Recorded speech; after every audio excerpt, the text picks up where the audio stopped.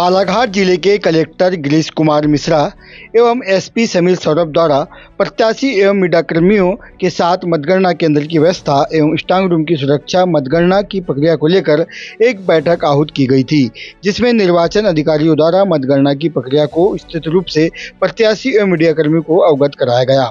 बैठक समाप्ति के बाद सभी मीडियाकर्मी एवं राजनीतिक दल के प्रत्याशी एवं कार्यकर्ताओं को मतगणना स्थल का निरीक्षण करवाया गया एवं उनसे सलाह मशवरा लेकर और पुख्ता व्यवस्था और व्यवस्थाओं पर विशेष चर्चा की गई। इन तमाम व्यवस्थाओं एवं स्ट्रांग रूम की सुरक्षा को लेकर कांग्रेस बालाघाट विधानसभा प्रत्याशी अनुभव मुंजारे एवं भाजपा जिला अध्यक्ष सत्यनारायण अग्रवाल ने क्या कहा, देखिए इस खबर पर।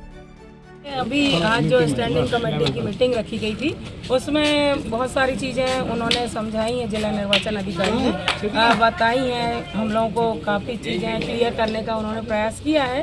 निश्चित रूप से तो ठीक है, लेकिन मेरा भी जिस तरह से सवाल सब तरफ से उठ रहा है, मेरा भी सवाल यही है जिसका संतोषजनक जवाब वो नहीं दे पाए हैं कि जो डाक मतपत्र है और उनमें उसको डालने में जो हमारे बहुत बड़ी संख्या में जो सरकारी कर्मचारी वंचित रह गए हैं और वो कहीं ना कहीं अपने आप को बहुत ही पीड़ित महसूस कर रहे हैं, आहत महसूस कर रहे हैं। उन्हें लग रहा है कि जिस मतदान के लिए हम महीनों से मेहनत कर रहे थे, जन जागृति अभियान चला रहे थे, शासन प्रशासन और निर्वाचन आयोग के निर्देशों का पालन कर रहे थे, आज हमें ही मतदान से वंचित होना पड़ गया। तो ये तकलीफ तो है, लेकिन मुझे ऐसा लग रहा है कि इसका निराकरण करने का भी प्रयास नहीं किया जा रहा है। जैसा कि आज ही मैं जब सुबह मीटिंग में आ रही थी तो एक प्रधान पाठक हैं हमारे कोसमी के रहने वाले परसवाड़ा विधानसभा क्षेत्र के, उनकी ड्यूटी पीठासीन अधिकारी के रूप में ड्यूटी लगी थी बालाघाट विधानसभा क्षेत्र के ग्राम में।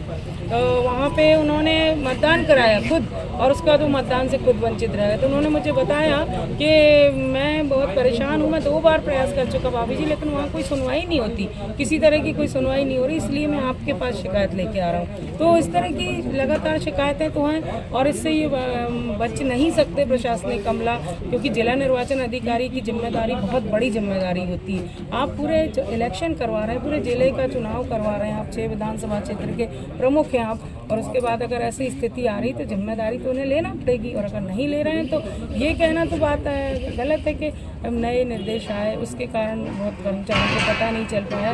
तो हमने जो ट्रेनिंग दी, जो हमने बताया मतलब प्रशासन की तरफ से, जिला निर्वाचन की तरफ से, तो वो फिर क्यों नहीं समझ पाए, आखिर क्या कारण होगा।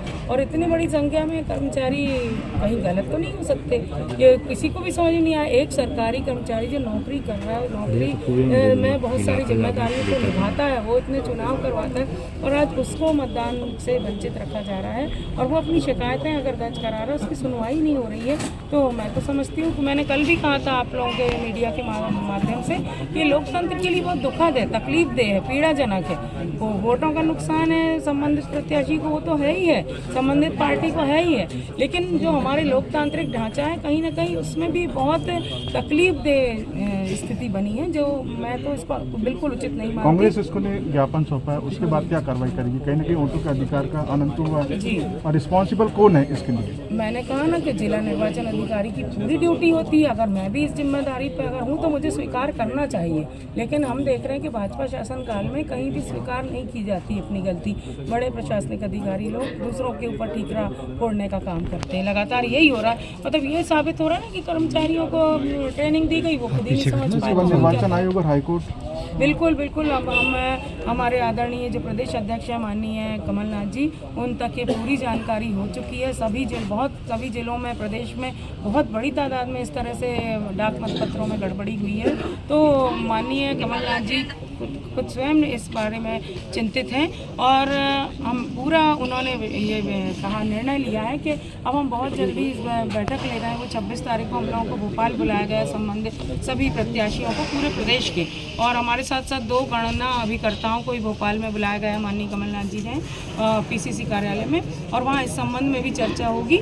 और मुझे लगता है कि जैसा कि संकेत मिला है कि हाई कोर्ट में जाएंगे, क्योंकि हमें न्यायपालिका पे पूरी आस्था है और न्यायपालिका की चौखट पे हम जाएंगे तो हमें विश्वास है कि हमारे लोकतंत्र की रक्षा होगी। क्या व्यवस्था देखी गई प्रशासन की? आज स्टैंडिंग कमेटी की मीटिंग थी, इसमें सभी दलों के लोगों को बुलाया गया था। सभी का अधिकार होता है कि सब चाहते हैं कि मतगणना सही तरीके से होना चाहिए और उसी अनुसार प्रशासन ने भी सभी को आग्रह किया था कि आप भी आके देखें। उन्होंने जो व्यवस्था किया था, हम लोग भी भारतीय जनता पार्टी के भी हम लोग कार्यकर्ता सभी आए। स्टैंडिंग कमेटी में कुछ बातें आई, उसमें विषय रखे गए कि जो भी चीज़ें हैं वह जो अफवाहें उड़ाई जा रही थी बीच में, मैंने देखा था कि कहीं की खिड़की खुली हुई है, कहीं कुछ खुली हुई है। उस पर भी प्रशासन ने जवाब दिया कि ऐसा कुछ नहीं है, और हमने यहाँ पर स्वयं आकर भी देखा, हम लोगों ने भी आकर देखा।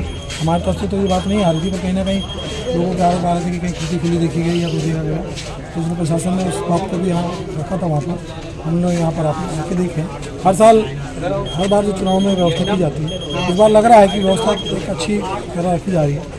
कहीं ना कहीं लोगों के मन में भी रहता है कि कुछ, मैं यहाँ देख रहा था कि कुछ लोगों का कहना था कि जो पेटियाँ जो निकल के आती है तो पेटियों की व्यवस्था कैसे की जाए।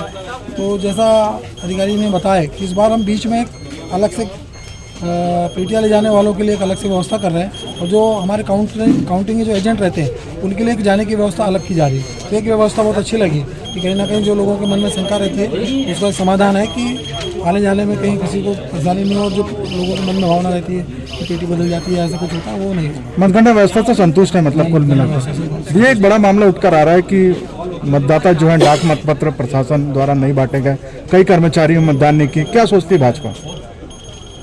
आज जो बातें सभी बहुत से लोगों ने उठाई, कहीं ना कहीं जो कलेक्टर साहब का उसमें जवाब है, उसमें उन्होंने जो बताया, कहीं ना कहीं अधिकारी ही भ्रमित रहा। मुझे ऐसा लगता है कि कहीं ना कहीं वो समझ नहीं पाया, या कहीं ना कहीं एरर रह गया।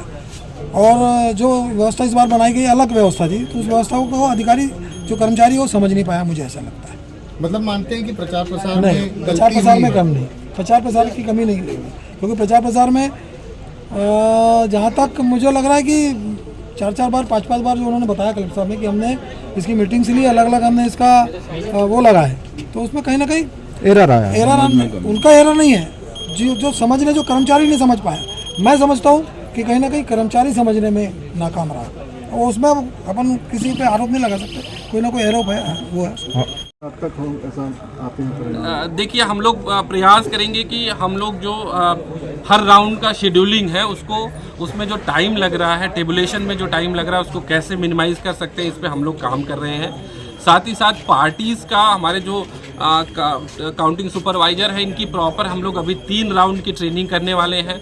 उनको प्रॉपर ब्रीफिंग देंगे कि उनको काउंटिंग के बाद किस तरह से रिपोर्ट्स टेबुलेशन रूम तक ले जाना है, उसको कैसे मिनिमाइज़ कर सकते हैं। बैहर विधानसभा में हमारा टेबल्स, चूँकि हमारे मतदान केंद्र ज़्यादा हैं, 321 के आसपास है, तो हमारा राउंड्स ज़्यादा बढ़ रहा था, तो उसके लिए हम लोगों ने आयोग से परमिशन मांगी है। अगर वो परमिशन मिल जाएगी तो वो राउंड्स हमारे कम हो जाएंगे। तो हमारा प्रयास ये रहेगा कि शाम के 4-5 बजे तक हम लोग पूरा का पूरा काउंटिंग प्रोसेस क्लोज कर पाएँ सभी विधानसभाओं।